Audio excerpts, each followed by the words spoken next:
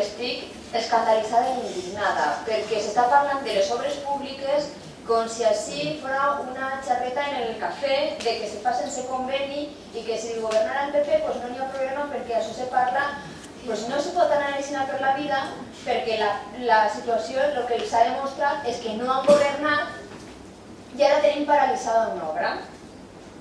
A banda, una obra que és una despesa importantíssima. I sembla ser, perquè queda tan clar que així parlem uns en altres i sense conveni fem les obres, ni Diputació ni Generalitat ho tenen tan clar. I ja que vostè està en un pla tan col·laborador, i no ho dic en guasa, a veure si els explica Diputació i Generalitat el que passa, perquè sembla ser que ells sí que volen un conveni i no volen soltar la pasta. Vull dir, ja que està col·laborador, parlen ells a veure si ho aclareixen. Perquè és que estic escandalitzada. Vull dir, això és... Se planteja una obra que, si no recorde mal, valia més de 500.000 euros entre les aportacions de les tres administracions i no n'hi ha conveni.